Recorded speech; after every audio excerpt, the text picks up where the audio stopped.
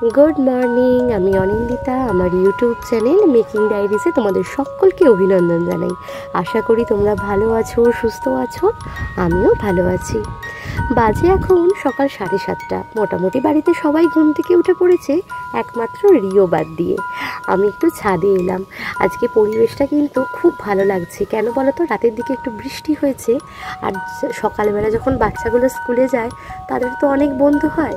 এই গরুগুলোরও কিন্তু তাই, সকালবেলা এদেরকে বেঁধে রেখে দিয়ে যায় ঠিকই, এদেরও কিন্তু অনেক বন্ধু। আর আজকে সকাল থেকে এত হাওয়া দিচ্ছে না, গাছের পাতাগুলো খালি মাথা নেড়ে নেড়ে আহ্বান জানাচ্ছে বৃষ্টিকে, আই বৃষ্টি ঝেপে তোদের ধান দেব মেপে। পাশের বাগানে আমাদের অনেক নারকেল গাছ, সুপুরি গাছ, আম গাছ আছে। না, নিচে একটু যাই, দেখি শাশুড়ি মা কি করছেন। এই তো রান্নার তোড়জোড় শুরু হয়ে গেছে। বাড়িতে তো আজকে বাবা মাও আছেন। আর আমার শাশুড়ি মার একটা গুণ, কিন্তু উনি যে তরকারি, যে সবজি ঠিক যেভাবে কাটতে হয়, উনি কিন্তু এই ব্যাপারে একদম পারফেকশনিস্ট। দেখছি অনেক কিছুই আইটেম হবে আজকে। যাক, ভালোই হয়েছে, অনেক দিন পর একটু জমিয়ে সবাই মিলে খাওয়া দাওয়া হবে। বাড়িতে এসেই আমার উপরি পাওনা কিন্তু হয়ে গেল একটা শাড়ি। আমি আসলে ঢাকাই শাড়ি পরতে ভীষণ ভালোবাসি, আর শাশুড়ি মা যেখানেই দেখেন যে ঢাকাই শাড়ি, আমার জন্য কিন্তু উনি নিয়ে নেন। দেখছো দূরে ট্রেনের আওয়াজ, সামনেই তো স্টেশন। আকাশটা কি সুন্দর লাগছে না? যখন রোদ উঠলোই তাহলে আমার শাড়ি বেনারসিগুলো একটু রোদে দেওয়া যাক। আলমারিটা যখন খুললামই তখন আমার প্রিয় প্রিয় কিছু শাড়ি তোমাদেরকে দেখাই। এই যে শিফন জর্জেটের ওপর শাড়িটা দেখছো, এটা আমার জীবনের প্রথম শাড়ি। আর এই যে লাল এবং হলুদ রঙের যে ওপারাটা, এটা আমার বৌভাতের দিন, মানে যেটা বাড়িতে বৌভাত হয়েছিল ওই দিনেই শাড়িটা পরেছিলাম। আর এই যে দেখছো রানী কালারের শাড়িটা, এই শাড়িটা পৈঠানি, আমরা যখন পুনেতে ছিলাম তখন কিনেছিলাম। আর এই যে কালো রঙের বালুচরীটা, কালো আমার ভীষণ প্রিয়, এটাও আমার শ্বশুরমশাই দিয়েছিলেন।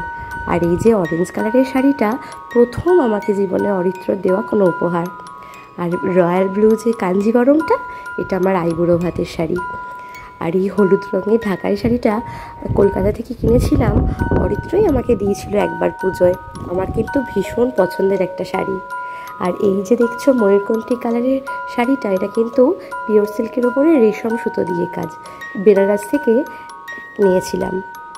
আর এটা আমার লাল ঢাকাই শাড়ি, আমার ভাত কাপড়ের শাড়ি। এগেন আর একটা ঢাকাই শাড়ি, লাল এবং কালোতে, এটাও আমাকে শাশুড়ি মা দিয়েছিলেন একবার। আর এই যে শাড়িটা দেখছো সিল্ক, কাতান সিল্ক, এটা আমার 7 দিন পরেছিলাম, 9 মাসে। আর এই যে রানী কালারের শাড়িটা দেখছো, এইটা আমার লজ্জাবস্ত্র। আর এই দেখো আবার একটা ঢাকাই, কালারটা কি সুন্দর না, এই জন্যই এই শাড়িটা কেনা। আর এই লাল কালারের এই জর্জেটের ওপর কাজ করা শাড়িটা আমার বিয়ের সময় রিলেটিভ দিয়েছিলেন। এই শাড়িটা দেখছো, এই শাড়িটার উপর সিফন জর্জেটের ওপর কিন্তু পুরো কাশ্মীরি স্টিচ করা, আমার বাবা দিয়েছিলেন, বিয়ের আগের শাড়ি। আর আবার একটা ঢাকাই শাড়ি। এরকম আমার শাড়ির প্রচুর কালেকশন আছে, আবার কোনো একদিন দেখাবো তোমাদেরকে।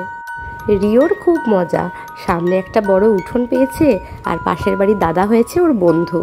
দাদা কিন্তু ক্লাস 7-এ পড়ে, হচ্ছে অনেকটাই বড়, কিন্তু দেখে মনে হচ্ছে দুজনের একই বয়সী।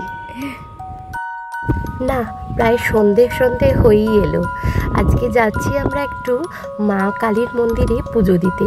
মা দয়াময়ী খুবই জাগ্রত, যখনই আমি আসি এখানে মন্দিরে কিন্তু আমি যাই। তো সেই জন্যই আমি তো রেডি হয়েই গেছি, রিওকে তাড়াতাড়ি করে রেডি করিয়ে নিচ্ছি। আমার মায়ের পায়ে একটু যন্ত্রণা করছে বলে যাবে না, আর্থ্রাইটিস আছে তো, শ্বশুরমশাইও তাই থেকে গেলেন। রিওকে রেডি করে আমরা যাব।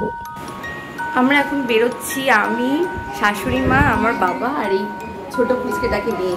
মুঘল সম্রাট আকবরের আমলেই তৈরি এই দয়াময়ী কালী মন্দিরটি। প্রায় 500 বছরের পুরনো চুঁচুড়া খড়ুয়া বাজারের দয়াময়ী কালী মন্দির। তৎকালীন মুঘল সম্রাট আকবরের রাজস্ব সচিব ছিলেন টোডরমল। ইতিহাস ঘাটলে বোঝা যাবে হুগলিতে তখন সাতগাঁও সরকার চলছে। সরকার সাতগাঁওকে ভৌগোলিকভাবে কয়েকটি ভাগেও ভাগ করেন। চুঁচুড়ার খড়ুয়া বাজার ছিল আশা পরগনার কুলিহান্ডা মৌজায়। টোডরমল এই মৌজায় জায়গিরদার অর্থাৎ রাজস্ব আদায়কারী হিসাবে জিতেন রায় নামে এক ব্যক্তিকে নিযুক্ত করেন। জিতেনবাবুই সেই সময় খড়ুয়া বাজারে দয়াময়ী কালী মন্দিরটি প্রতিষ্ঠা করেন। কালক্রমে এই মন্দির রায় পরিবারের হাত থেকে প্রথমে উত্তরপ্রদেশের দুবে পরিবার এবং পরে গোপালরাম পাঠকদের হাতে যায়। বর্তমানে এই পাঠক পরিবারের হাতেই রয়েছে দয়াময়ী কালীবাড়ির সমস্ত দায় দায়িত্ব।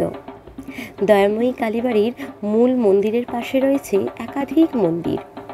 মন্দিরে রয়েছে কোষ্ঠী পাথরের তৈরি দেবী মূর্তি, যা প্রায় 200 বছরের পুরনো। কালী পুজোতে বাৎসরিক পূজা পাঠ হলেও এই মন্দিরের মূল বাৎসরিক অনুষ্ঠান কিন্তু সরস্বতী পুজোর 2 দিন পর হয়, অর্থাৎ শুক্লা সপ্তমী তিথিতে। মা দয়াময়ীর অপার দয়া, সেজন্যই অগণিত ভক্তের আগমন ঘটে এই মন্দিরে।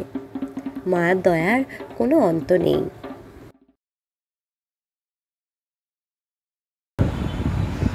ফাইনালি বাড়ি এসে গেছি।